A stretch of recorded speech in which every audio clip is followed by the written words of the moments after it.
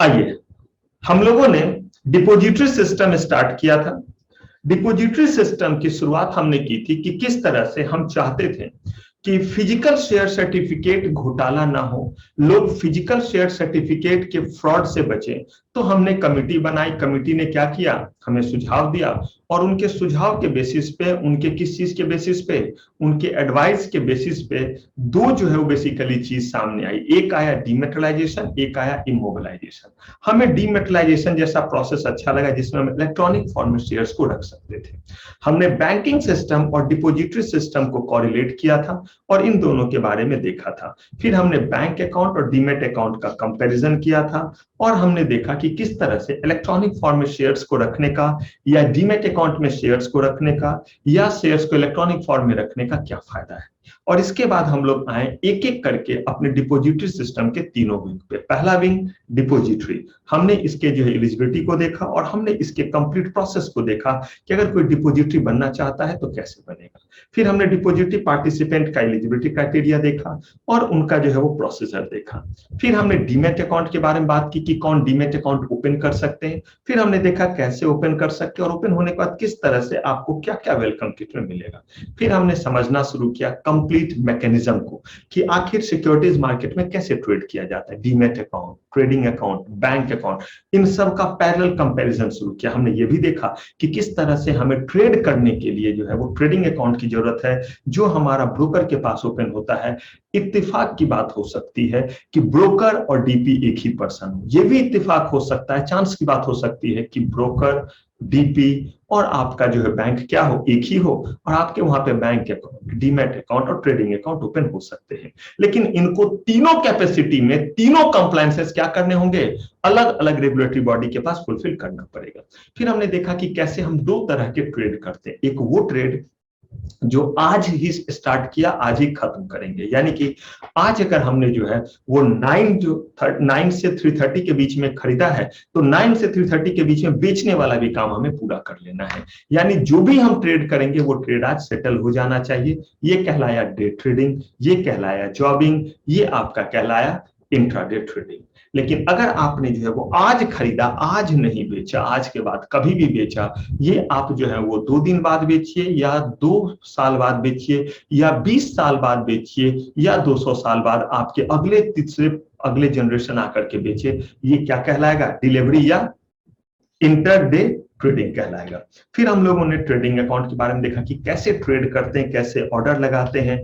हमने demat account के statement को देखा था, हमने ट्रेडिंग अकाउंट के स्टेटमेंट को देखा था जिसे हम कहते हैं कॉन्ट्रैक्ट नोट्स, और वही जब इलेक्ट्रॉनिक फॉर्म में तो इलेक्ट्रॉनिक कॉन्ट्रैक्ट नोट्स कहते हैं। स्टॉप लॉस देखा था कि किस तरह से अगर हमें लगता है मार्केट अनप्रेडिक्टेबल है, जब तक हम मार्केट में आकर के अपने प्राइस को देखेंगे समझेंगे तब तक हमारा प्राइस क्या हो गया रहेगा, गिर गया रहेगा, हमें नुकसान हो सकता है। तो आप अपने नुकसान को रोकने के लिए क्या कर सकते हैं, आप अपने नुकसान को रोकने के लिए बेसिकली स्टॉप लॉस जैसा चीज लगा सकते हैं।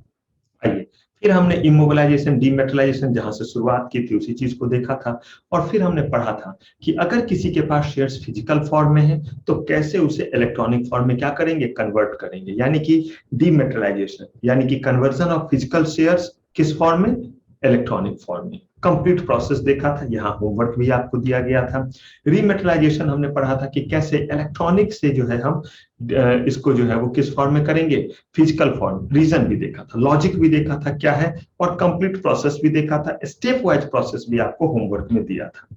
फिर हम लोग प्लेज पे आए थे कि प्लेज जो है हम कैसे करते हैं, फिजिकल फॉर्म में है तो कैसे, इलेक्ट्रॉनिक फॉर्म में है तो कैसे, और अगर इलेक्ट्रॉनिक फॉर्म में है तो कैसे ये फिजिकल फॉर्म से क्या है, कन्वीनियंट है, ये भी हमने देखा था। और यहां भी मैंने आपको क्या दिया था, होमवर्क दिया था स्टेप वाइज के लिए।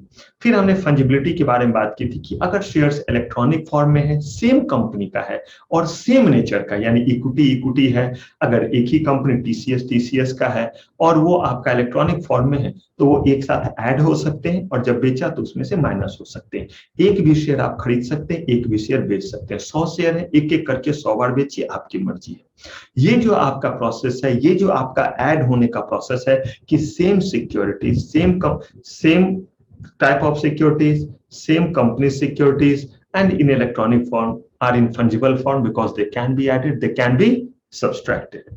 इसके बाद हमने देखा था डेजिग्नेटेड डिपोजिटरी पार्टिसिपेंट, और हमने देखा था कि यही जो डिपोजिटरी पार्टिसिपेंट है, जिनको डिपोजिटरी पार्टिसिपेंट की तरह काम करने का लाइसेंस मिला है, यही अगर चाहते हैं कि ये इंडिया से बाहर के लोगों का, जिसे हम क्वालिफाइड फॉरेन इन्वेस्टर्स कहते हैं, उनका भी डीमैट अकाउंट ओपन करे और वो यहाँ पे ट्रेड कर सके, तो ऐसे केस में इन्हें एक और परमिशन क्या करना पड़ेगा, लेना पड़ेगा। और ये जो परमिशन ले लेते हैं उसके बाद ये डेजिग्नेटेड क्या कहलाते हैं, डिपोजिटरी पार्टिसिपेंट कहलाते हैं। सारे क्राइटेरिया डीपी के पहले फुलफिल करेंगे, फिर जो है वो सेबी से जाके एक्स्ट्रा परमिशन लेंगे।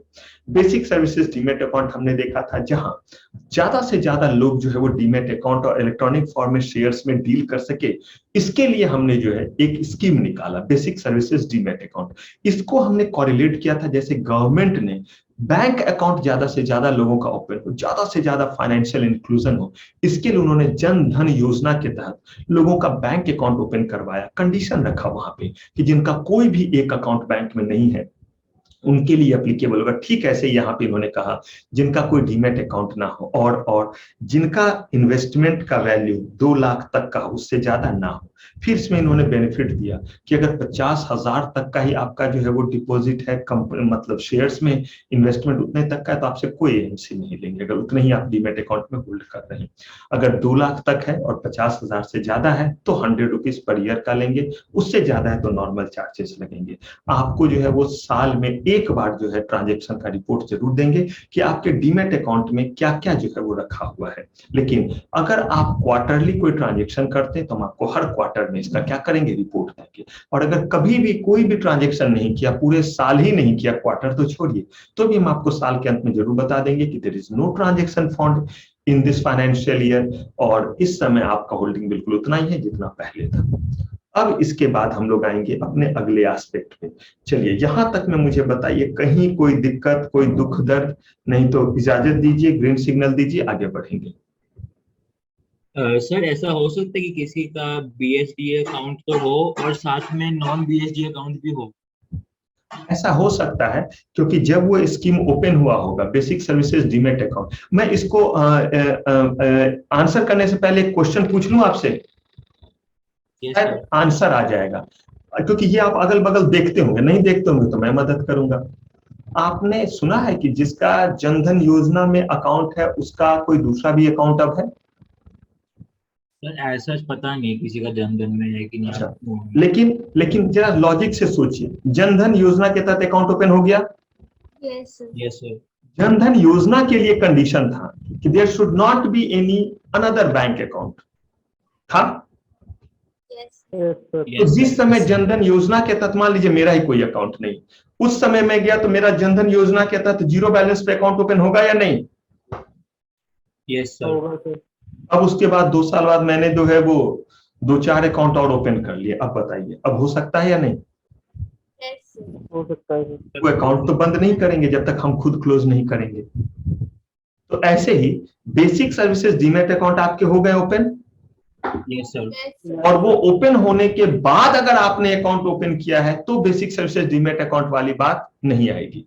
लेकिन अगर मान लीजिए पहला ओपन करने जा रहे हैं, तब वो जरूर देखें कि अगर इनका पहले से कहीं है तो आपका basic services demat account open नहीं होगा।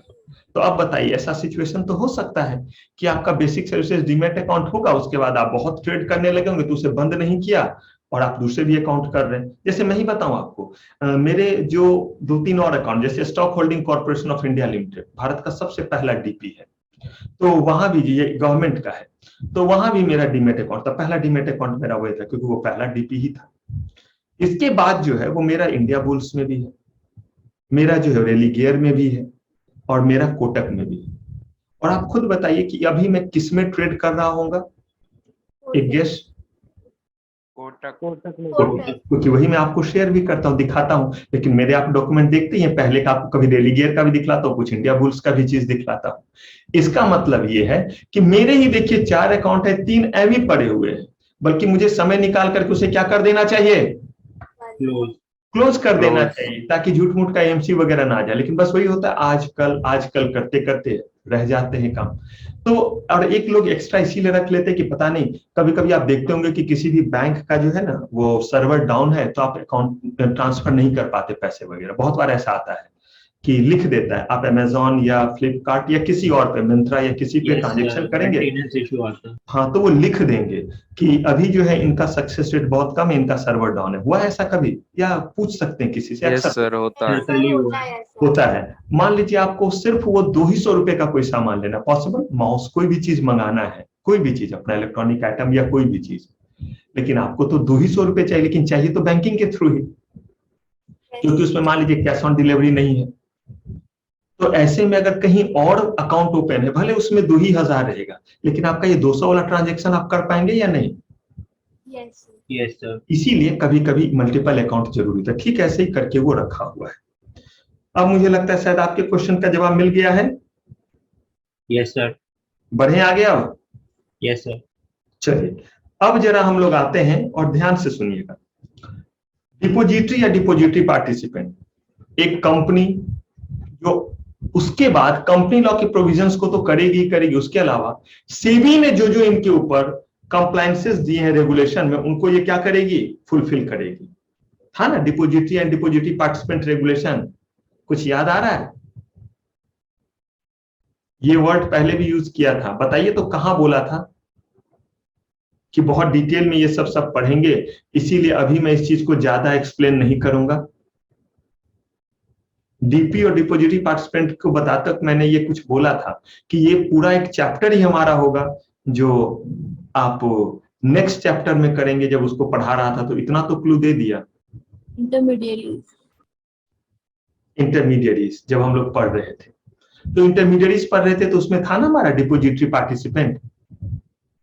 और वहां पे मुझे बताइए, जब ब्रोकर के बारे में आप पढ़ रहे थे तो आपने देखा था ना उसका रेगुलेशन था। मर्चेंट बैंकर आप पढ़ रहे थे तो कैसे लिखा होता? SEBI merchant banker regulation, SEBI RTA regulation, SEBI debenture trustee regulation, SEBI broker and sub broker regulation. ऐसे ही SEBI depository and depository participant regulation था ना। ये जो रेगुलेशन है, यस या नो तो बोलिए, था या नहीं? कुछ याद आ रहा है? हाँ सर। ये सारे चीज थे। मैंने वो रेगुलेशन बस आपको नहीं बताया था, बोला था कि जब ये पढ़ेंगे, अभी आप ऑलरेडी सब पढ़ चुके हैं। ये जो प्रोसेस है ये कहां लिखा हुआ है कि डीपी ऐसे करके लेगा लाइसेंस और डिपोजिटरी ऐसे करके लिखा? क्या ये परियों की कहानी में है, पंचतंत्र की कथा में है, विक्रम बेताल में है, नो सर। चाचा चौधरी के कॉमिक्स में है? No sir. No sir. ये आपका डिपोजिटरी एक्ट 1996 और SEBI depository and depository participant regulation, जितने भी प्रोविजन है सब डिपोजिटरीज एक्ट 1996 में, और जितने भी प्रोसेस है वो सब कहां है? SEBI depository and depository participant regulation में। रूल और रेगुलेशन ये बताते हैं कि जो चीज एक्ट में दिया हुआ है उसे कैसे करें। एक्ट कहता है कि क्या कर सकते हैं और क्या नहीं करना है, मतलब क्या करना है क्या नहीं करना है, कौन प्रोहिबिटेड है, ये कौन बताता है? एक्ट। कैसे करना है, जो चीज करना है वो, जो चीज नहीं करना है वो कैसे करना लिखा रहेगा, या जो चीज करना अलाउड है उसके बारे में लिखा रहा कैसे करना है? दो चीज करना है वो कैसे? जो चीज प्रोहिबिटेड है उसके बारे में लिखा रहेगा कि ऐसे करके करना है? No sir. No sir. जो प्रोहिबिटेड है उसका मतलब है मिक्लोरोमिंट का ऐड दोबारा मत पूछना। तो ठीक वैसे ही यहां पे जो जो चीज आपको करना है, कोई डिपोजिटरी के लिए लाइसेंस ले सकता है या नहीं? ले सकता है। ये सर। एलिजिबिलिटी दिया हुआ है हमारे एक्ट में। Yes sir. अगर वो एलिजिबिलिटी में फुलफिल करता है तो कैसे लेगा वो, या जो एलिजिबिलिटी फुलफिल नहीं करता वो कैसे लेगा? वो रेगुलेशन में लिखा रहेगा। जो फुलफिल करता है वो कैसे लेगा? ठीक है, जो फुलफिल करता है उसका तो एक्ट में पढ़ लिया, और कैसे लेना है ये कहां लिखा हुआ है? डिपोजिटरी एक्ट 1996 में लिखा हुआ है, SEBI depository and depository participant regulation में लिखा हुआ है। डिपॉजिटरी एक्ट में नो, जो चीज आपको कैसे करना है वो हमेशा किस में लिखा रहेगा? रूल रेगुलेशन में। रेगुलेशन में सर। जैसे कंपनीज एक्ट लिखा है आपका 2013। अब आप उसमें देखिए, उसके बेसिस पे कितने सारे आप रूल सुनते हैं ना। Yes sir. Yes sir. Act ने जो बात को बोला हुआ है उसी चीज को रूल और रेगुलेशन क्या कर देता है? एक्सप्लेन करता है कि ये जो बोला हुआ है कि director can be appointed, this number of director can be appointed, how director can be appointed exactly, ये उसके लिए कहां दिया हुआ है, उसके कंसर्निंग रूल में दिया हुआ है। तभी तो आज के डेट में आपके पास कंपनीज एक्ट देखिए एक है, और जरा देखिए कंपनीज एक्ट पे कितने सारे रूल आपको दिखेंगे, सर्च कीजिएगा rule based on companies act, और सब में वही रहेगा। एक्ट ने, सेक्शन ने जिस बात को बोला है उसी पे लेकर के वो क्या किए हुए हैं, उसका प्रोसीजर दिए हुए हैं। तो कहीं रूल में दिया रहता है प्रोसेस, कहीं किस में दिया रहता है, रेगुलेशन में। क्या आप रूल और रेगुलेशन में अंतर समझते हैं? जल्दी बोलिए तब ना मैं आगे बढ़ूंगा, हाँ या ना तो बोल दिया कीजिए, हाँ बोलिएगा तो बिना बताए आगे बढ़ूंगा, ना बोलिएगा तो बता के आगे बढ़ूंगा। सेंट्रल गवर्नमेंट बनाती है और रेगुलेशंस जो कंसर्न अथॉरिटी होती है जैसे सेबी। बिल्कुल सही। जब कोई गवर्नमेंट सीधे सीधे डायरेक्टली बनाए, दोनों में बात एक ही है, प्रोसीजर कहां मिलेगा आपको, रूल और किसमें, रेगुलेशन में। कहीं उसका नाम रूल रहेगा, कहीं उसका नाम क्या रहेगा, रेगुलेशन। जैसे मैंने बोला था लॉ और बाय लॉज, बात एक ही है। अगर अथॉरिटी ने, रेगुलेटरी बॉडी ने बना करके आपके ऊपर मत्थे मार दिया तो लॉ, आपने बनाया, अथॉरिटी ने उसे अप्रूव किया तो क्या हो गया, बाय लॉ। ठीक वैसे ही सेंट्रल गवर्नमेंट ने कोई रूल बनाया, गवर्नमेंट रूल बना रही है, गवर्नमेंट प्रोसीजर बतला रही है, तो क्या कहलाया, रूल। और यही चीज जो है वो गवर्नमेंट के द्वारा बनाए गए कोई ऑटोनोमस बॉडी है, रेगुलेटरी बॉडी है, सेबी गवर्नमेंट है या गवर्नमेंट के द्वारा बनाई गई कोई एक बॉडी है, आरबीआई गवर्नमेंट है या गवर्नमेंट के द्वारा बनाई गई एक बॉडी है, बॉडी है। इसीलिए आरबीआई रेगुलेशन आप सुनते हैं, इसीलिए आप सुनते हैं सेबी रेगुलेशन सुनते हैं। लेकिन जो डायरेक्टली गवर्नमेंट खुद से पास करती है वो क्या कहलाता है, रूल।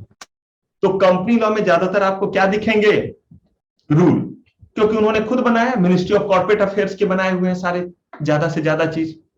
लेकिन यहां पे सब किसने बनाया है, सेबी ने, इसीलिए उसमें वर्ड क्या लगेगा, रेगुलेशन। क्लियर है? अब यही जो हमारा रेगुलेशन, इसके अकॉर्डिंग इन्होंने क्या कहा है वो देखिए। डिपोजिटरी और डिपोजिटरी पार्टिसिपेंट के ऊपर जो है वो रूल रेगुलेशन बनाए हैं, और कुछ कंपनीज को भी इस रेगुलेशन के तहत हिदायत दी है। कहा भैया जो आप कंपनी लॉ के अकॉर्डिंग आप सेक्रेटरियल ऑडिट करते हो अपनी जगह, जो वहां कॉर्पोरेट गवर्नेंस करते हो वो अपनी जगह, जो फाइनेंशियल ऑडिट करते हो अपनी जगह, लेकिन कुछ चीजों को हमारे अकॉर्डिंग भी आपको क्या करना पड़ेगा, करना पड़ेगा। फिर से सुनिए, कुछ चीज कहा डिपोजिटरी को करने, कुछ कहा डिपोजिटरी पार्टिसिपेंट को, और कुछ कहा कंपनी को करने के लिए, वो कंपनी जो इलेक्ट्रॉनिक फॉर्म में अपने शेयर्स को क्या की हुई है, रखे हुए है, उनको बोला कि आप फाइनेंशियल ऑडिट कराते हैं या नहीं, आप सेक्रेटरियल ऑडिट कराते हैं या नहीं, कराते हैं। हम जो बोल रहे हैं उसको भी आप फुलफिल कीजिए। अगर ये वहीं पे कवर हो जाता है तो मुझे कोई दिक्कत नहीं है, आप टिक लगाइए कि ये वाला काम आप कर रहे हैं। लेकिन अगर इसमें से कोई चीज ऐसा है जो ना फाइनेंशियल ऑडिट में कवर हो रहा है, ना कहां पे कवर हो रहा है, सेक्रेटरियल ऑडिट में, तो आप उसको यहां पे कीजिए। और अगर वो वहां कवर हो जा रहा है तो हमारे चेक बॉक्स में चेक कर दीजिए कि आपने ये चीज क्या कर लिया है, कर लिया है। क्लियर है? तो हम कंपनी, डिपोजिटरी और डिपोजिटरी पार्टिसिपेंट, इन तीनों के लिए जो जो कंप्लायंसेस आ रहे हैं, जो एक्स्ट्रा प्रोविजंस आ रहे हैं, किसमें, depository and depository participant regulation के अकॉर्डिंग, उसको बेसिकली देखने जा रहे हैं। क्लियर है अब क्या देखने जा रहे हैं? चलिए, एवरी इशूअर, अब बताइए ये कंपनी के लिए या डिपोजिटरी के लिए है? कंपनी के लिए सर। आ गया। तीन के बारे में हम बात करेंगे, कंपनी, डिपोजिटरी और डिपोजिटरी पार्टिसिपेंट। ये बात किसके लिए है? कंपनी के। ठीक है। शैल सबमिट, कोई चॉइस है क्या? No sir. No, sir. Shall submit audit report on quarterly basis to the concerned stock exchange, audited by practicing company secretary और चार्टेड अकाउंटेंट। अब मुझे, और यहां पे मैं आपको बताऊं, इन कामों के लिए प्रेफर किनको करते हैं सब लोग? सीएस को। अब आप बोलिए क्यों सर? रीजन ये है कि सिक्योरिटीज लॉ आपसे ज्यादा किसी को नहीं पढ़ाया जाता है। जो अकाउंट की बातें होती है उसमें सीएस पे कम भरोसा क्यों किया जाता है? जो हार्ड फैक्ट है उसे एक्सेप्ट करते हैं, और चूंकि मैं दोनों हूं तो मैं आराम से दोनों के बारे में बात कर सकता हूं, ताकि लोग ये ना लगे कि मैं बायस्ड होकर के कर रहा हूं कोई चीज। तो अगर आप देखेंगे कि जहां पे भी अकाउंट से रिलेटेड बातचीत आती है वहां पे किस पे ज्यादा जो है वो रिलाई किया जाता है? क्यों? क्यों सींग लगे हैं, पूछ निकला हुआ है, क्या है? तो अकाउंटिंग में ज्यादा इन डेप्थ नॉलेज होती है, होती है। क्यों होती है? क्योंकि सीए का कोर्स डिजाइन जो किया है ये गवर्नमेंट की बॉडी है, उन्होंने इस कोर्स को डिजाइन ही ऐसे किया है कि उसमें अकाउंटिंग को, टैक्सेशन को क्या दिया गया है? प्रेफरेंस, वेटेज दिया गया, और उसी से रिलेटेड ये कोर्स है। अब आईआईटी के सिलेबस में नहीं है अकाउंटिंग, तो इसका मतलब वो बेकार कोर्स है आईआईटी। मेडिकल में नहीं पढ़ाया जाता है अकाउंट। भाई जो कोर्स बनता है हर कोर्स का अपना एक पर्पस होता है। हिस्ट्री में भी पढ़ाया जाता है क्या अकाउंटिंग? No sir. साइंटिस्ट सबसे ब्रेन वाले लोग कहते हैं ना, आप भी कहते हैं ना, नासा वगैरह में जो है अकाउंटिंग पढ़ाया जाता है। No sir. तो इसका मतलब ये नहीं कि जिसको अकाउंटिंग में पढ़ाया जाएगा वही सारा कुछ करेगा। हाँ, हर कोर्स का एक अपना एक मॉड्यूल होता है, तो वो इसीलिए ताकि उस नीड को पूरा करे। उनको इसीलिए अकाउंट ज्यादा पढ़ाया जाता है ताकि वो अकाउंट से रिलेटेड चीजों को क्या करे? पूरा करे। तभी तो उनको फाइनेंशियल ऑडिट दिया जाता है। लेकिन अगर कहीं बात आती है कॉर्पोरेट लॉ से रिलेटेड ऑडिट की, चाहे वो फेमा हो, चाहे वो कंपनी लॉ हो, चाहे वो कंज्यूमर्स, कोई भी कॉर्पोरेट लॉ क्यों ना हो, फॉरेन ट्रेड पॉलिसी, ये सब सारे चीज, मर्जर अमलगमेशन, ये सारा कुछ, इसमें किस पे रिलाई किया जाता है? सीएस। अगर कहीं पे जो है वो कॉस्ट ऑडिट की बात हो कि क्या जो है वो किया जाए जिससे कम से कम पैसे लगा करके ज्यादा से ज्यादा प्रोडक्शन हो, यानी कि कॉस्ट को मैनेज करना, तो किस पे रिलाई करते हैं? किसको वो ऑडिट जाता है? उसका नाम ही कॉस्ट एंड मैनेजमेंट अकाउंटिंग। देख रहे हैं, कॉस्ट एंड मैनेजमेंट। आपका नाम कंपनी सेक्रेटरी, जहां पे आपको सारे के सारे जितने भी तरह के कॉर्पोरेट लॉ के कंप्लायंसेस करने हैं आपके कोर्स में। आपको पता है सीए के कोर्स में सिक्योरिटी लॉ कितने मार्क्स का है?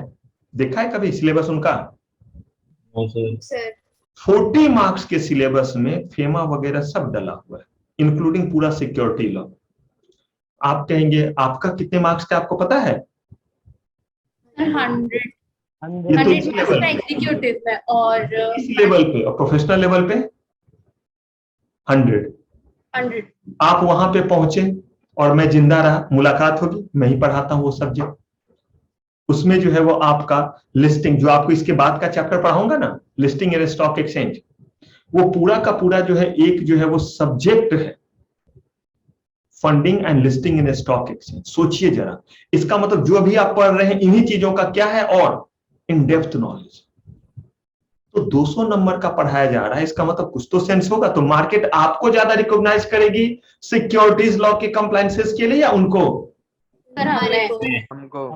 यही चीज है यहाँ पे, दोनों को लॉ ने बोला है, लेकिन आपको यहाँ पे सबसे ज्यादा काम मिलता है। इनको ना के बड़ा, आप देखिए ना, कोई है भी नहीं। आप पूछिए ना किसी सीए से कि भाई आप लोग जो है वो सिक्योरिटी लॉ की चीजों को देखते हैं? मतलब आप 100 में पूछिए, 100 में आपको जो है वो 99 से ज्यादा में जवाब मिलेगा ना। मैं 99 से ज्यादा इसलिए कह रहा हूं कि शायद 1000 में से एक कोई कहे कि हाँ हम देखते हैं चीजों को। आइए अब यहां पे देखिए कि आप क्या करेंगे।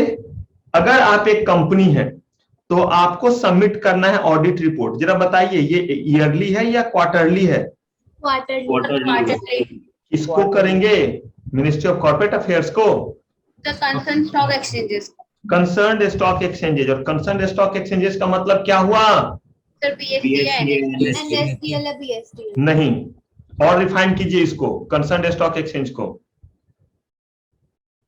सर बीएससी, एनएससी, या फिर अगर वो दोनों में लिस्टेड है तो दोनों जिस को। पे लिस्ट होगा बिल्कुल सिक्योरिटी सही। कंपनी का। बिल्कुल, कंसर्न्ड स्टॉक एक्सचेंज अगर बोला, इसका मतलब जहां जहां लिस्ट होगा। आप कह सकते हैं कि सर क्या इसके अलावा भी कहीं लिस्ट होगा? घबराइएगा नहीं, इसके ठीक बाद का आपका जो है वो यूनिट ही है स्टॉक एक्सचेंज यूनिट, जिसमें 5 चैप्टर आपके कवर होंगे, वो भी बहुत घमासान है, करेंगे वहां बातचीत। लेकिन फिलहाल मैंने आपको इतना तो बताया ही है कि आप जो है वो एक स्टॉक एक्सचेंज एक में करना ही पड़ेगा, बीएससी में से, उसके अलावा और भी किसी में कर सकते हैं। क्यों करते हैं ये सब करेंगे और डिटेल में, थोड़ा बहुत हमने बातचीत की थी बीच बीच में, लेकिन बहुत डिटेल में बातचीत करेंगे जब पहुंचेंगे सही जगह पे। अभी बस मैं आपको ये बताना चाह रहा हूं कि वो छोटा से छोटा स्टॉक एक्सचेंज भी क्यों ना हो, जिस जिसमें लिस्टेड है एनएससी में है, बीएससी में है, कलकत्ता स्टॉक एक्सचेंज में है, मगध स्टॉक एक्सचेंज में है, दिल्ली स्टॉक एक्सचेंज में है, जितने में भी है उन सबको भेजना पड़ेगा quarterly report, quarterly audit report. Sir और अगर वो फॉरेन में किसी स्टॉक एक्सचेंज पे लिस्टेड है तो वहां भी बेचना पड़ेगा? ये लॉ सिर्फ और सिर्फ एप्लीकेबल है इंडियन स्टॉक एक्सचेंज के लिए। हम सेबी का काम इंडिया से Okay, बाहर sir. के बॉडी को कंट्रोल करना नहीं। ध्यान से सुनिए, आप वहां देंगे या नहीं देंगे ये चीज तय कौन करेगा? वहां का लॉ। अगर आप इंडिया के बाहर के स्टॉक एक्सचेंज में लिस्टेड है तो इंडिया के बाहर के स्टॉक एक्सचेंज ने अगर बोला कि 10 दिन पे रिपोर्ट देना पड़ेगा तो सर 10 दिन में देना पड़ेगा। सेबी ने तो बोला क्वार्टरली बेसिस पे।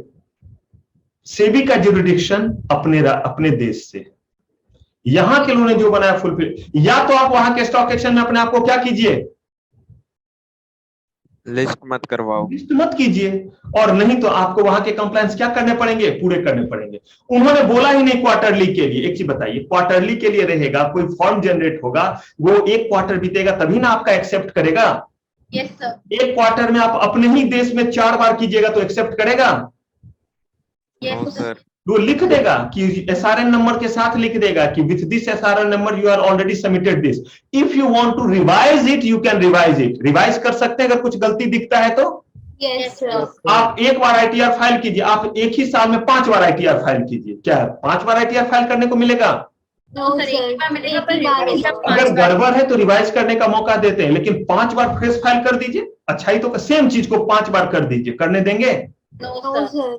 नो, उनका भी डेटाबेस जो है वो क्रैश करेगा, अजीब सा हो जाएगा। वैसे ये सिर्फ और सिर्फ यहाँ के लिए, वहां वाले जो बोलेंगे उस अकॉर्डिंग हो सकता है वो बोले एनुअल करने के लिए या वो बोले हर मंथ करने के लिए। चलिए, पर्पस क्या है इस ऑडिट का? किस किस चीज का reconciliation? Total issued capital. Reconcile करना मतलब समझते हैं, रीचेक करना। हर जगह पे एक ही इंफॉर्मेशन होना क्या कहलाता है? रिकंसाइल करना। आप रिकंसिलेशन ऑफ बैंक अकाउंट पढ़ते होंगे, कुछ ध्यान है अकाउंट में? Sir bank yes sir. Sir BRA. जिसको बैंक रिकंसिलेशन भी कहते हैं, यस सर। जहां पे आप जो है वो अपने सारे ट्रांजेक्शन्स को बैंक्स के अकॉर्डिंग टैली करके क्या देखते हैं बेसिकली उससे, कि दोनों जगह चीजें एक जैसी है या नहीं है। क्या ये सम सॉर्ट ऑफ चेक नहीं है? एक तरह से चीजों को रीचेक करने का तरीका नहीं है? Yes sir. ठीक ऐसे ही यहां पे आपने जो है रिकंसाइल कीजिए कि टोटल कितना कैपिटल क्या किया है? इशू किया है। Reconciliation of listed capital. अब आप कहेंगे सर लिस्टेड और टोटल इशूड कैपिटल में अंतर है? जल्दी बताइए, है अंतर या नहीं है? है सर। है सर। यस सर है। है। कितने बार ऐसा होता है कि आपका चीज जो है वो इस समय इशूड है बट लिस्टेड नहीं है? नहीं है। तो इसीलिए यहां पे एक तो बताइए इशूड कितने हैं, और दूसरा बताइए कितने क्या हैं आपके? लिस्टेड है। Listed. Reconciliation of capital held by depository in dematerialized form. क्यों ऐसा बोला? There could be a chance कि आपके कुछ शेयर्स किस फॉर्म में आपने रखे हैं? Physical, physical form. और कुछ किस फॉर्म में रखे हैं? डीमैट में। हो सकता है आपने जो है वो सारा का सारा डीमैट में जो भी रखा है वो क्या कर दीजिए, हमें रिकंसाइल। बता तो दीजिए। रिकंसाइल करके ऑडिट रिपोर्ट में लिख दीजिए कि all shares are what in dematerialized form. आप कहेंगे सर इन चीजों का कोई लेना देना है? बिल्कुल है लेना देना। आगे मैं डिफरेंट तरह का जब आपको इशू पढ़ाऊंगा ना तो उसमें बताऊंगा कि जब तक शेयर्स डीमेटलाइज्ड फॉर्म में सारे के सारे ना हो तब तक ये वाला इशू नहीं कर सकते हैं। तो ये रिपोर्ट सब जब गया रहेगा इसी रिपोर्ट से तो वो देखेंगे कि इनके कितने शेयर क्या है डीमेटलाइज है और कितने डीमेटलाइज नहीं है। अगर वहां पे डीमेटलाइज वाले कॉलम टिक नहीं है कि सारे शेयर्स इनके डीमेटलाइज नहीं, तो उस तरह का पब्लिक इशू जब आप करने जाएंगे तो सेबी आपको रोकेगा या नहीं रोकेगा? रोकेगा। आपको मेमो आएगा या नहीं आएगा? आएगा। फाइन पेनल्टी लगेगी या नहीं लगेगी? लगेगी। लेकिन पहले हम कोई सिस्टम और मैकेनिज्म पकड़ने का बनाएंगे तभी ना चोर को पकड़ेंगे। ये बताइए, अगर हमने किसी चीज को ऑफेंस ही नहीं डिक्लेयर किया है तो क्या उसका कोई कॉन्ट्रावेंशन करेगा तो आप उसको पेनलाइज कर पाइएगा? No sir. तो ये सारे चीज उन्हीं चीजों के लिए है। तो पहले रूल बनाने को लेकर के, रोकने को लेकर के। The detail of changes in share capital during the quarter, ये पॉसिबल है या नहीं? चेंज इन शेयर कैपिटल हो सकता है ऐसा? एक क्वार्टर का मतलब कितने महीने? सर 3 महीने 3 तो क्या महीने 3 महीने के बीच में पिछले और इस बार कोई चेंज हो सकता है शेयर कैपिटल में? हो यस सर सकता है। यस सर हो सकता है एक दिन में हो सकता है। कैसे चेंज हो सकता है? क्या करेंगे जो चेंज होगा? वैल्यू ऑफ स्टॉक शेयर मुक्का मुक्का, बायबैक बायबैक वेरी गुड। पहले आसान चीज बताइए, बायबैक किया है और क्या किया है? इशू भी कर सकते हैं सर। बिल्कुल, एकदम सिंपल चीज है। डरना किस बात का? आप अगर दिमाग से सही में सोचिएगा, जो सबसे इजी चीज होता है वो आंसर होता है, लेकिन हमें लगता है इतना इजी थोड़ा ना आंसर होगा, कुछ और सोचने लगते हैं और उसमें हम चीजों को मिस कर जाते हैं। भाई कैपिटल कैसे कैसे बढ़ता है? इशू करने से बढ़ता है और बायबैक करने से क्या होता है? कम हो जाता है। रिडक्शन। बाकी चीज में बाद में जाएंगे, बाकी टेक्निकलिटी में कम से कम ये दो बेसिक चीज तो हमें पता ही है, ये पहले थोप दिया लिए। उस बीच में कंपनी बायबैक कर सकती है या नहीं? Yes. बाकी रूल को कंप्लाई करे तो, यस कर Yes. सकते और हैं। इशू भी कर सकती है। Yes. ये बायबैक और इशू के बेसिस पे हमने एक न्यूमेरिकल बनाया था। बताइए किस चीज को पढ़ाते वक्त मैंने इसका जिक्र किया था? 30 सेकेंड सोचने के लिए रुकिए, मुझे शिकार ढूंढना है। आपका समय सोचने का शुरू होता है अब। जिनसे पूछूंगा वो बताएंगे। क्वेश्चन रिपीट करूं? क्वेश्चन रिपीट करूं या क्लियर है? सर रिपीट कर दीजिए। बायबैक और इशू करना, कि कंपनी जो है वो जितने बार बायबैक की, जितने बार इशू की, इन सबके बेसिस पे, इन्हीं दोनों एस्पेक्ट के बेसिस पे हमने एक खास तरह के चीज को डिस्कस किया था। और उस चीज पे मैंने आपको प्रैक्टिकल न्यूमेरिकल क्वेश्चन करवाया था और बोला था आपके एग्जाम में पूछ सकता है। उसको पॉपुलरली लोग गलत तरीके से कोलोकियली बोल देते हैं और उसका रियल नेम जो है वो कुछ और है, और वो कुछ और को मैंने ऐसे समझाया था। इससे ज्यादा बताऊंगा तो मुझे आंसर का वो वर्ड बोलना पड़ेगा। अंश बतलाइए।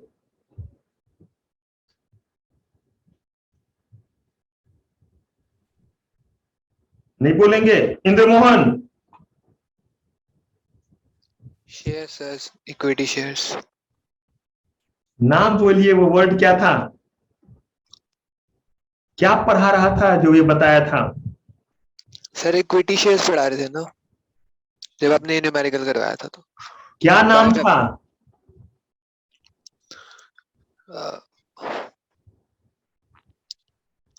आकांक्षा, outstanding equity shares very good. Outstanding equity share, याद आया? हाजी भक्तजनों, महाप्रभु मेरे, यस सर और याद कीजिए उसमें हमने डेट वाइज किया था, ध्यान है ना? Yes sir. Yes yes sir sir अभी तक इस डेट तक कितने बार हमने इशू किया, सब प्लस करो, और उस डेट तक जितना बायबैक किया उतना मैं क्या करो, माइनस। माइनस करो, और तब जो आया वो हुआ आपका on that date outstanding equity share equity share. ये वर्ड था, इक्विटी शेयर में आउटस्टैंडिंग, और उसी को कोलोकियली लोग क्या कह देते हैं, इशूड शेयर। मैं बोला था मैंने कि Yes, sir. आम बोलचाल में लोग कह देते इशूड शेयर। हमें डिविडेंड के लिए इशूड शेयर नहीं चाहिए, हमें क्या चाहिए? आउटस्टैंडिंग इक्विटी शेयर हाँ जी, जो उस दिन मालिक होंगे उन्हीं को शेयर मिलेगा, या अभी तक जो मालिक थे सबके घर पहुंचाते रहेंगे? जो उस दिन मालिक होंगे तब तो पता चला कि कंपनी ने शेयर इशू किया था, उससे उसके पास, उससे उसके पास, तो कभी ना कभी तो सब क्या थे, कंपनी के मालिक थे ना। यस सर तब तो बेचने के बाद भी लोगों को क्या मिलता रहेगा, डिविडेंड। तो देखिए लॉ तो बड़ा सिंपल है, साफ तरीके से बोला है, कॉम्प्लिकेट नहीं किया। आइए आगे देखें, तो ये चेंज का हमें रीजन पता चल जाएगा। Sir yes sir The in principle approval obtained by the issuer from concerned stock exchange। अब यहां पे जो वर्ड मैंने लिखा है, आप भी जब लिखने लगिएगा तो इसको गोला लगा करके रेफर स्टॉक एक्सचेंज यूनिट, और याद रखिएगा स्टॉक एक्सचेंज यूनिट पढ़ाऊंगा और ये वर्ड आएगा, मैं आपसे पूछूंगा। आपको क्या लगता है, मुझे ये बात याद रहेगी जब मैं स्टॉक एक्सचेंज पढ़ाऊंगा, या मुझे याद खुद नहीं रहेगा? सर आपको याद रहेगा, याद आपको तो याद रहेगा। रहेगा आपको क्या लगता है, आप याद रखेंगे या कुछ लोग भूल जाएंगे? प्रोबेबली भूल जाएंगे सर।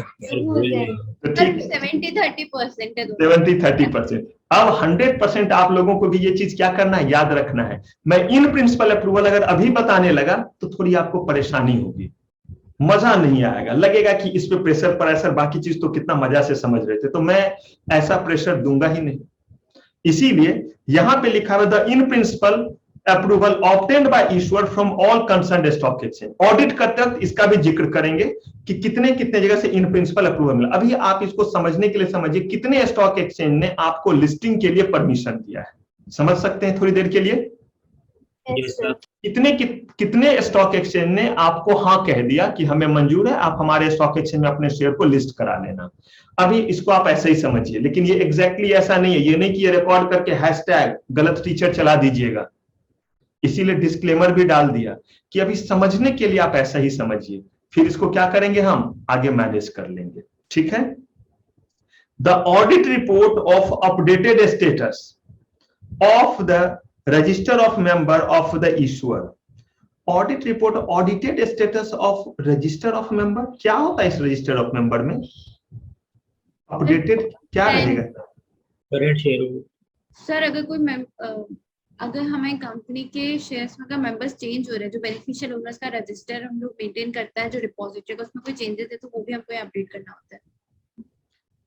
इसमें आप सबसे पहले ये देखिए कि जो रजिस्टर ऑफ मेंबर है उसमें नाम रहता है, लिस्ट रहता है, जो जो इक्विटी शेयर होल्डर होते हैं।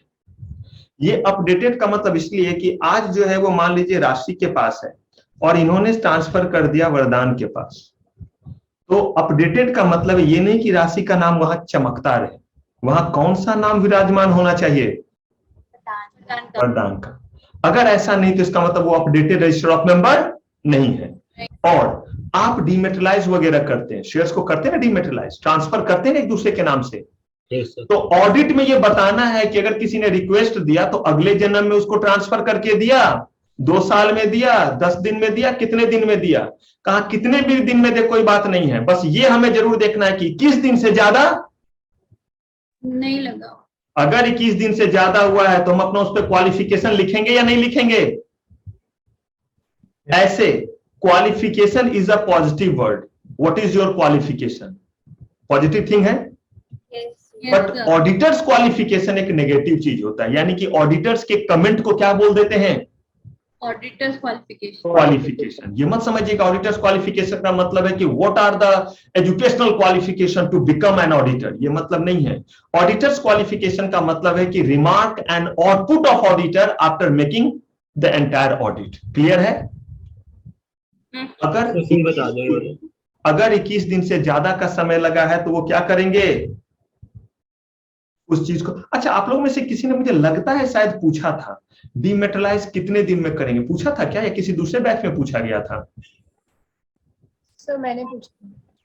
अच्छा, किसी ने पूछा था, गुड। तो मैंने आपको कहा भी था कि हो सकता है आगे कहीं आपको देखने को, देखिए यहाँ पे लिखा हुआ है ना, has been dematerialized as per request, कितने दिनों के भीतर? 21 डेज। लेकिन ये कब से है, मेरे बर्थडे से या आपके बर्थडे से? Date of request. हाँ जी, date of receipt of request. आपने रिक्वेस्ट फॉर्म लेकर के डीमेटलाइज फॉर्म भर करके मस्त घर पे रखा हुआ है, डेट 10 दिन पहले का डाल दिया, लेकिन जमा करने 10 दिन बाद गए। मुझे बताइए पॉसिबल है या नहीं? Yes sir. चेक पे आपने आज का डेट डाला, बैंक में 10 दिन बाद जमा करने गए, तो बैंक आपको क्या पैसे नहीं देगा? देगा। और क्लियर करने के लिए वो 3 वर्किंग डेज जो बोलता है वो कब से काउंट करेगा? जिस दिन बैंक में चेक लगा उस दिन, या जिस दिन घर में चेक काट के रख दिया उस दिन? जिस दिन बैंक में लगा। बस उतना ही सिंपल सा ये चीज है। जिस दिन आपका रिक्वेस्ट उन तक पहुंचा है वहां से कितने दिन? 21 days. And where the dematerialization has not been effected within the said date, report would disclose the reason for such delay. देख रहे हैं साफ तौर पे क्या बताइए, एक एक का अलग अलग डिले, ये नहीं कि सबके आप कर रहे हैं ज्यादा दिनों में ना। मिस्टर एक्स का 22 दिन में, why there is delay of 1 day more. इनका कितने दिनों में? 23 डे में। क्यों इनका, क्यों 2 दिन ज्यादा लगा? ये नहीं कि सबका एक साथ दे दिया, सबका अलग अलग उनको रिपोर्ट करना पड़ेगा। क्लियर है सर? आपने वो क्या बताया क्वालिफिकेशन ऑफ ऑडिटर वाला?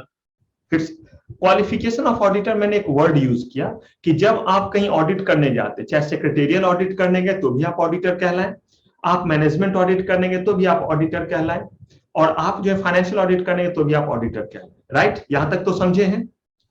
ऑडिटर जब ऑडिट करते हैं तो ऑडिटर क्या करते हैं? ऑडिटर बतलाते हैं क्या सही है और क्या गलत है। Yes sir. सही वो नहीं बतलाते, वो सिर्फ बतलाते क्या क्या इसमें गलतियां हैं। Audit is postmortem. Postmortem report यही बतलाता है कि अगर कोई डेथ या ये हुआ है तो किस किस वजह से हुआ है, राइट। तो यही इनका काम है, बताना कि क्या क्या गड़बड़ है। वो जो ये गड़बड़ी बताते हैं वो अपने ऑडिट रिपोर्ट में बताते हैं। And if there is remark यानी नेगेटिव कमेंट, तो that is called what, qualification. तो क्वालिफिकेशन ऑफ ऑडिटर को ही का ही सिनोनिम्स है रिमार्क ऑफ ऑडिटर या कमेंट ऑफ ऑडिटर, ठीक है। क्वालिफिकेशन ऑफ ऑडिटर मतलब ये मत समझ लीजिएगा एलिजिबिलिटी क्राइटेरिया या educational eligibility for becoming auditor, ये मैंने बोला, क्योंकि ऐसे नॉर्मली क्वालिफिकेशन का तो यही मतलब होता है ना, आप कितने पढ़े लिखे हैं। तो कहीं अगर ऑडिटर्स क्वालिफिकेशन लिखा है तो इसका मतलब क्या समझिएगा, finding of auditor, remark of auditor after audit work. Clear है? Yes sir. अब ये बेसिकली किसके ऊपर है, ईश्वर के ऊपर है, लेकिन किस रेगुलेशन के अकॉर्डिंग, फाइनेंस एक्ट के अकॉर्डिंग है, कंपनीज एक्ट के अकॉर्डिंग है, किसके according, SEBI depositories and participants regulation. चलिए, तो अगर आपसे पूछा उसके अकॉर्डिंग ईश्वर के ऊपर क्या एक्स्ट्रा कंप्लायंसेस है तो ये चिपकाइएगा। अब ये क्या लिखा हुआ है, internal audit of operations of depository participants. Internal अब किसकी बारी है, डिपॉजिटरी पार्टिसिपेंट। चलिए अब आ गया डिपॉजिटरी पार्टिसिपेंट का। और डिपॉजिटरी पार्टिसिपेंट कौन हुए, हमें पता है कौन हुए, जिन्होंने डिपॉजिटरी से डिपॉजिटरी पार्टिसिपेंट की तरह काम करने का क्या लिया हुआ है, लाइसेंस लिया हुआ है। इन दोनों के पप्पा जी कौन है डिपॉजिटरी पार्टिसिपेंट के, डिपॉजिटरी कौन कौन इस समय हमारे पास डिपॉजिटरी है, सीडीएसएल और एनएसडीएल। आप इन दोनों के भी हो सकते हैं डिपॉजिटरी पार्टिसिपेंट, एक के भी हो सकते हैं, दोनों। Yes sir. ठीक है, उल्टे डायरेक्शन से चलते हैं। जो भी डिपॉजिटरी पार्टिसिपेंट होगा या तो एनएसडीएल का होगा या सीडीएसएल का होगा। ये स्टेटमेंट सही है या गलत, दोनों का भी हो सकता है, दोनों का भी हो सकता है। लेकिन दोनों का भी होगा तो भी तो मेरा स्टेटमेंट गलत नहीं है। मैंने बोला जितने भी डिपॉजिटरी पार्टिसिपेंट होंगे वो जो है वो एनएसडीएल या सीडीएसएल के पार्टिसिपेंट होंगे। तो एनएसडीएल का भी है और सीडीएसएल का भी है, तो भी तो मेरा ये स्टेटमेंट गलत नहीं हुआ। यस है। सर। मतलब इन्हीं दोनों के होंगे ना, चाहे दोनों के हो जाए चाहे अलग अलग हो जाए। यानी हर केस में इन दोनों डिपॉजिटरी के ऊपर अपने पार्टिसिपेंट की जिम्मेदारी आएगी या नहीं आएगी। Yes sir. अगर दोनों का है तो उस डिपॉजिटरी पार्टिसिपेंट के लिए दोनों का मत्था खराब होगा। लेकिन क्या फर्क पड़ता है, अगर मैं सीडीएसएल के मैनेजमेंट में हूं तो मुझे इस बात से क्या लेना देना है कि एनएसडीएल वाला कंप्लायंस को पूरा कर रहा है या नहीं। मैं किसके एंगल से देखूं, मैं अपने एंगल से डीपी को पकड़ूंगा या बोलूंगा तो उसका वाला कंप्लायंस क्यों नहीं कर रहा है, उसका बायलॉज थोड़ा अलग है, उसको फुलफिल कर, ये बोलना मेरा काम है। No sir. बोलिए, नो सर। मेरा काम, मैं एनएसडीएल हूं तो मेरा काम अपने डीपी को क्या बोलना है कि एनएसडीएल के जो भी बायलॉज है वो क्या होने चाहिए, फॉलो होने चाहिए। फॉलो होना चाहिए। सीडीएसएल बोलेगा जो मेरे बायलॉज है वो आपको फुलफिल करने, वो ये नहीं बोलता कि उनका मत करो, वो बस इतना कहता है, एनएसडीएल कहता है मेरा फुलफिल करो, सीडीएसएल कहेगा मेरा क्या करो, फुलफिल करो। एनएसडीएल की जिम्मेदारी अपने डिपॉजिटरी पार्टिसिपेंट के एनएसडीएल के सारे प्रोविजंस को कंप्लाई कराने की, और सीडीएसएल की जिम्मेदारी होगी सीडीएसएल के तहत जो कंप्लायंसेज है, जो भी चीज है, ऑडिट से लेकर के अकाउंट ओपनिंग से लेकर के हर चीज करवाना। और अगर दोनों अपना अपना वाला कंप्लायंस कराएंगे तो बताइए दोनों का कंप्लायंस पूरा हो जाएगा या नहीं। Yes sir. इसीलिए ये हेडेक छोड़ दिया गया किनके ऊपर, एनएसडीएल और सीडीएसएल के ऊपर। और एनएसडीएल सीडीएसएल दोनों ने कहा अलाउ किया किनको, कंपनी सेक्रेटरी है या प्रैक्टिसिंग कंपनी सेक्रेटरी है, प्रैक्टिसिंग कंपनी से। जैसे मैं कंपनी सेक्रेटरी इन सर्विस हूं या प्रैक्टिसिंग कंपनी सेक्रेटरी हूं, प्रैक्टिसिंग कंपनी सेक्रेटरी। यही आप जब सीएस के 5 साल आपके पूरे हो जाते हैं, या तो जॉब करते हुए या क्या करते हुए, प्रैक्टिस करते हुए, तब आपको स्टेटस मिलता है एफसीएस का। किसका, एफसीएस।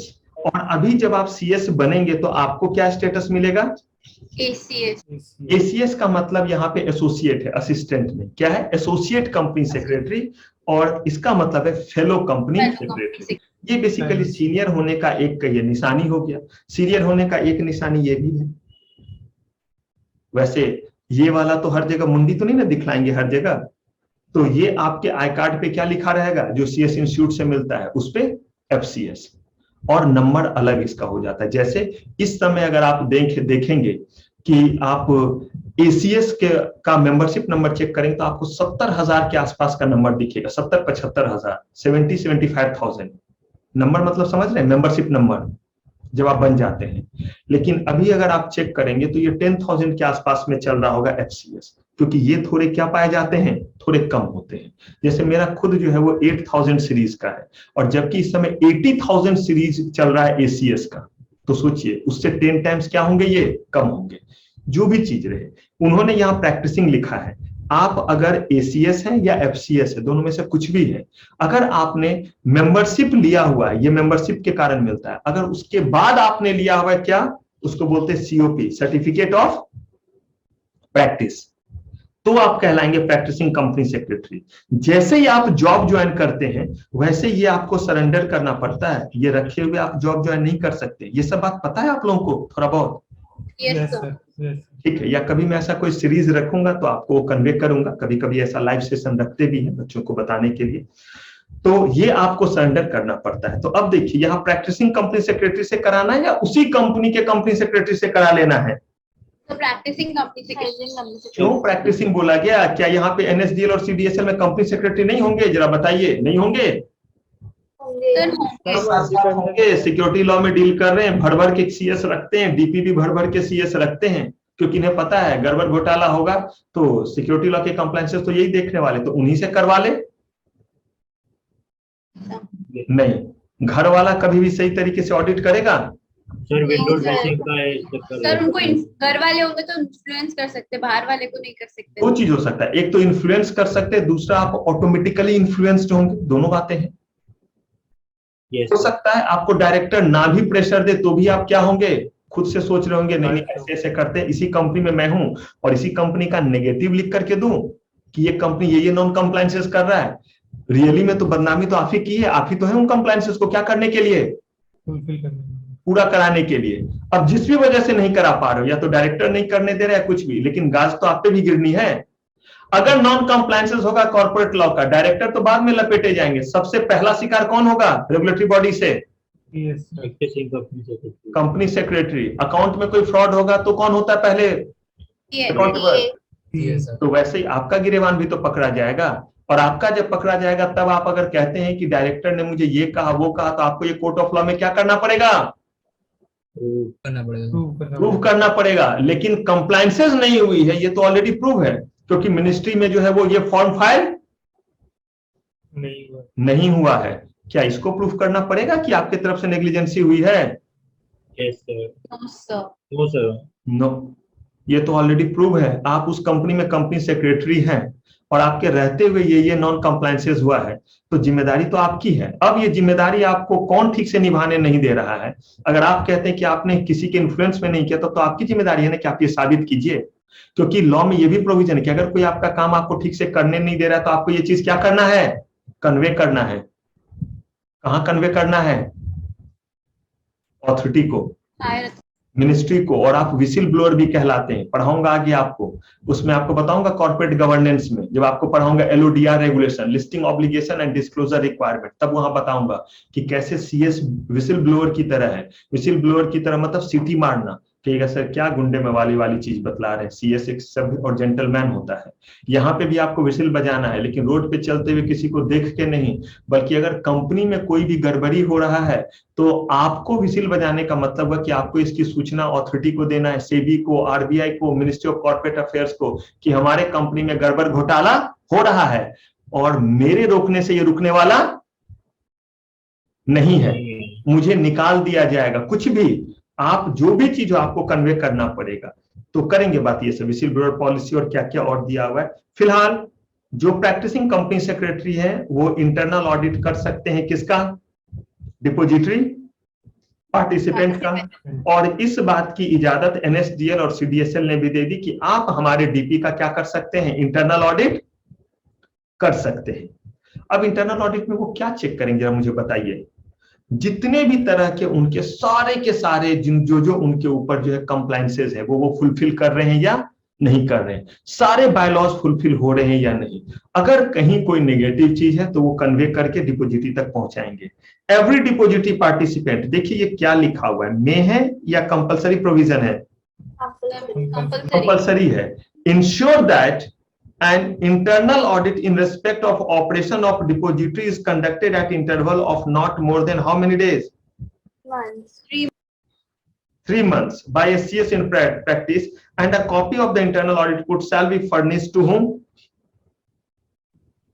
डिपॉजिट इसका मतलब मैक्सिमम आपका गैप कितने दिन का हो सकता है? 3 months. अगर आप 2 महीने पे कराए तो हमें कोई आपत्ति है? No sir. No, sir. इसका मतलब वो कंप्लायंस और अच्छा होगा, इसीलिए उन्होंने बोला है कि 3 महीने पे तो बॉस हमें चाहिए ही चाहिए। अगर आप 2 महीने पे कराते हैं तो 2 महीने पे क्या कोई कराना चाहेगा? जरा सोच करके देखिए तो। नो सर, क्यों नहीं? क्यों नहीं? क्या दिक्कत है? ज्यादा कॉस्ट लगेगी ना फिर। बिल्कुल पैसे लगेंगे। प्रैक्टिसिंग कंपनी सेक्रेटरी मुफ्त में जाएगा? Oh, sir. हमें मुफ्त में बुलाएं तो हम तो अपनी परछाई को भी ना भेजें। गरीब आदमी कैसे रोजी रोटी चलेगा फिर? तो अगर वो आपको बुलाएंगे तो क्या करेंगे? आपका फी तय है, इतने फी होंगे। वो क्या चाहेंगे? कंप्लायंस के अकॉर्डिंग जितने डिले से हो सकता है उतने डिले से क्या करेंगे? बुलाएंगे, ताकि उतना कम क्या देना पड़े? Fees.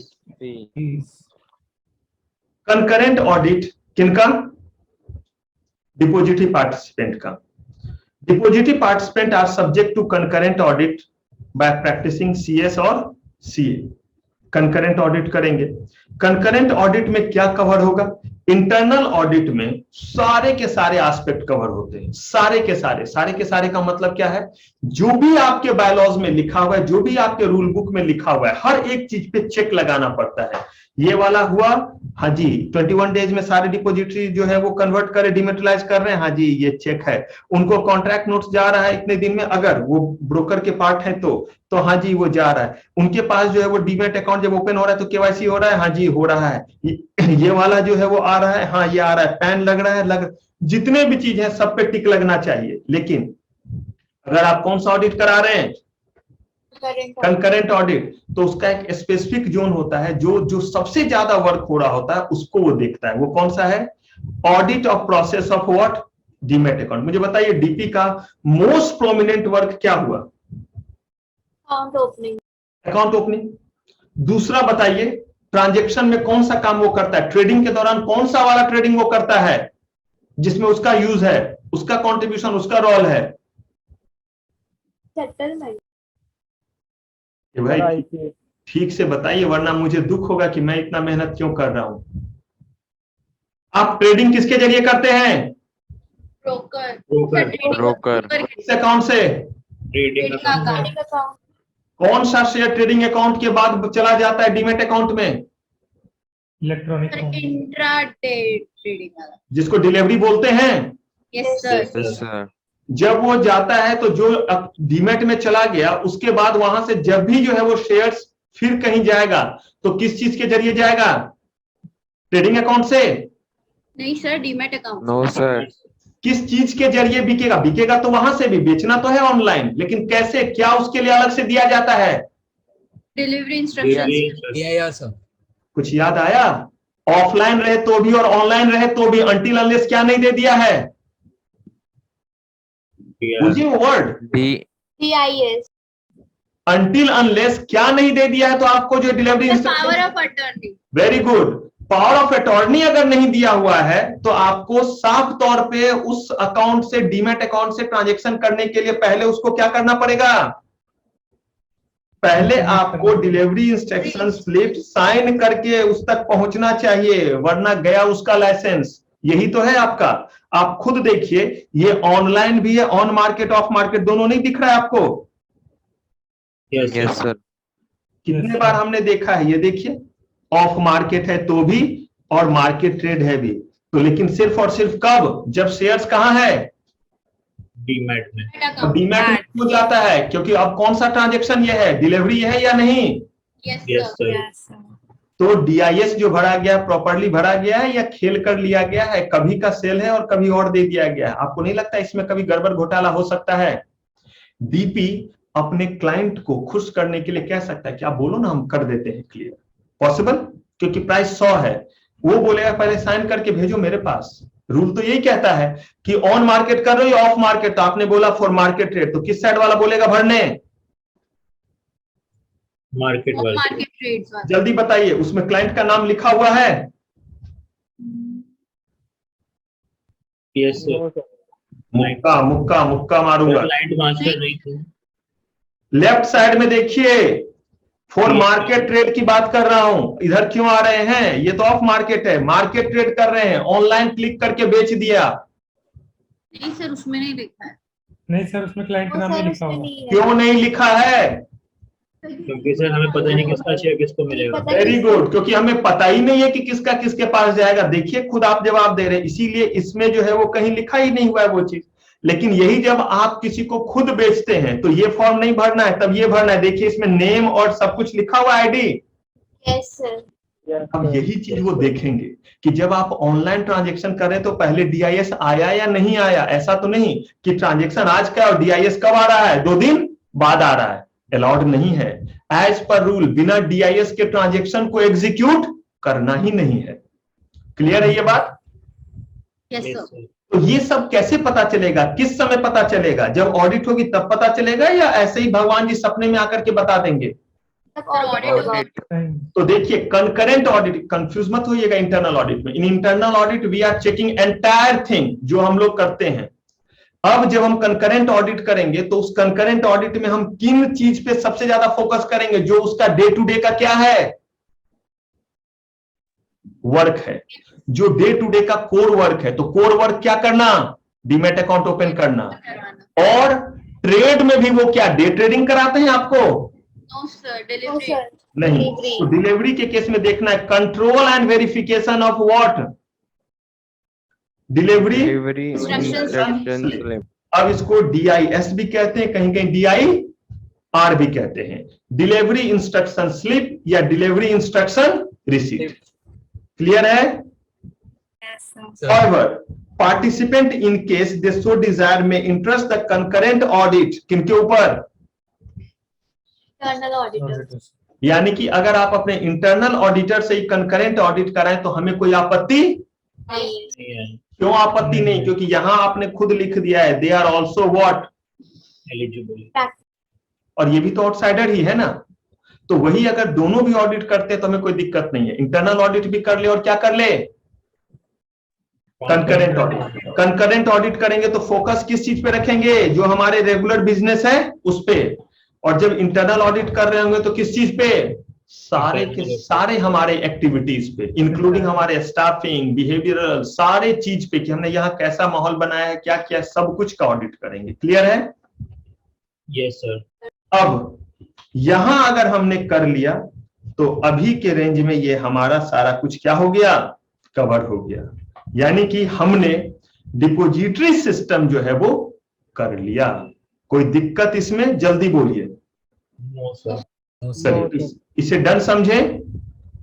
Yes sir. तो फाइनली ये हमारा खत्म। अब आप इसको क्या कर लीजिए, कहां से कॉपी बचा हुआ है? यहां से। कुछ पूछना है लिखते वक्त? क्योंकि नहीं पूछना है, रूल याद रखना है, या तो उसके बाद या अभी पूछिए। लिखते वक्त जो लिख रहे हैं उस पर ध्यान रहेगा। तो लिख रहे हैं आप? Yes sir. कीजिए, लिख लीजिए। Yes, sir. लिख लीजिए, फिर बात करते हैं।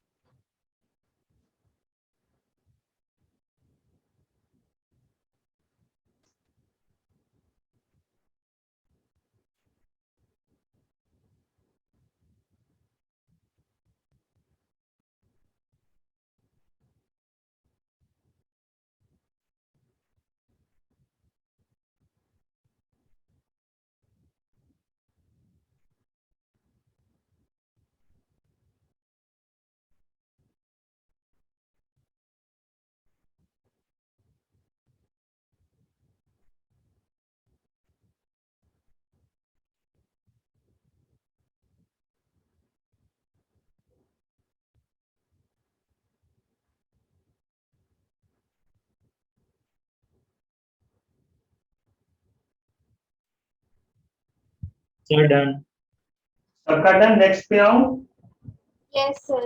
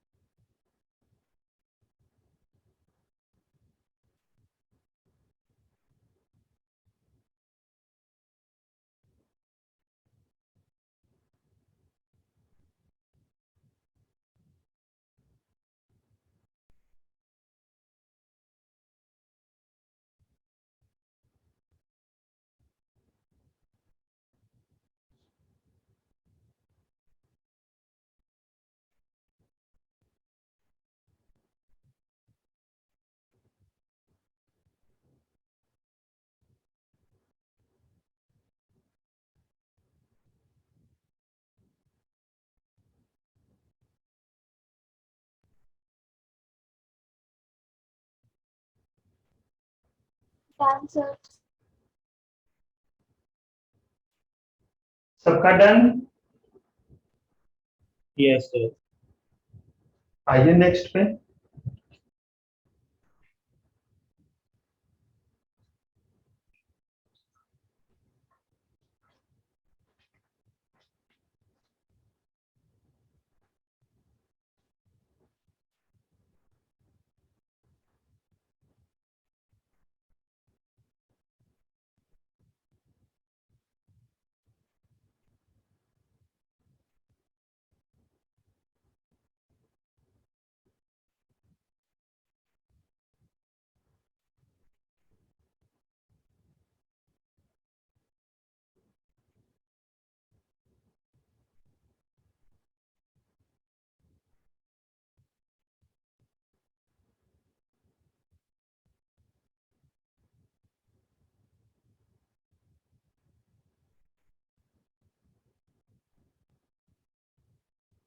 Done, sir.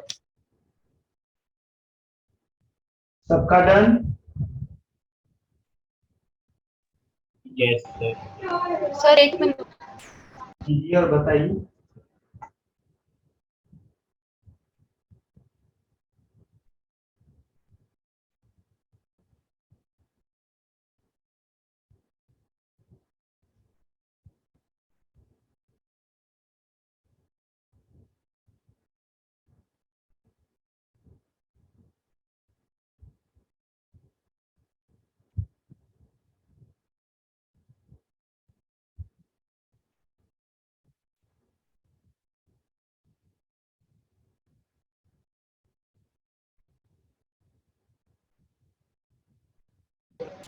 Done, sir. आइए।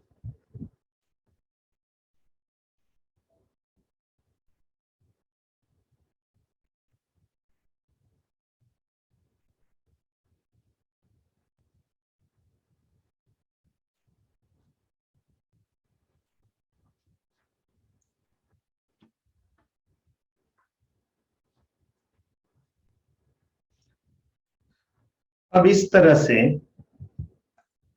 हमारा डिपोजिटरी सिस्टम जो है वो पूरी तरह से खत्म है।